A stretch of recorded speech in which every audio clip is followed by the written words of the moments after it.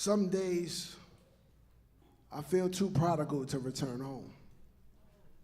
They say that pride comes before autumn, but autumn is all I ever seem to know.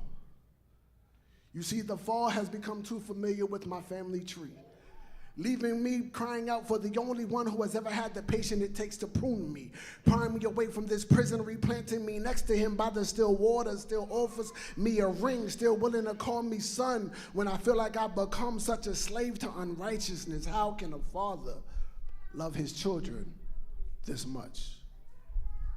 Then I realized that every F that has stood atop every test that I have ever failed signified his faithfulness. He curved my grade based on his grace when we traded place like Aykroyd and Murphy.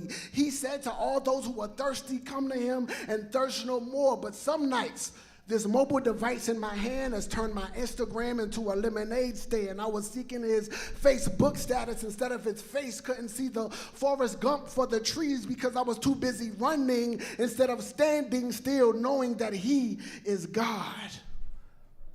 Promised to love him within every palpitation of this muscle within my chest cavity, but then found out that by the fifth heartbeat that I was walking by faith with Eddie's cane, praying nights like this, I wish melodies from heaven would rain down on me. See, the fact that I struggle with sin is like our war with Iraq, because many of us claim victory over something that we still struggled with for decades.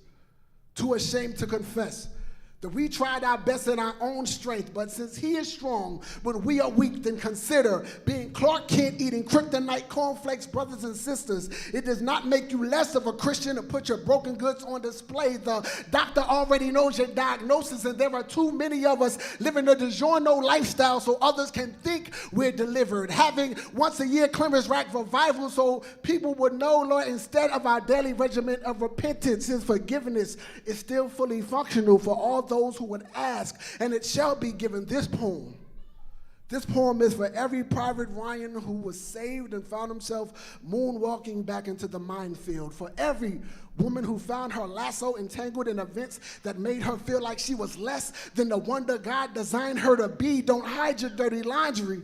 Bring it out by the baskets, because you have access to the greatest stain remover this side of the universe, the blood that is able to wash away whatever heavy load you've been carrying along. He loved us while we were yet sinners, even when that yet was yesterday. So lay it all out there like church clothes on Easter Sunday and let the Lord do the rest. Just confess like you were taking the stand. Stand on bended knee with uplifted hands, hand over the mop, because you're just going to make a bigger mess. Just confess, and he will dress you in a righteousness that was tailor-made just for you on Calvary's cross.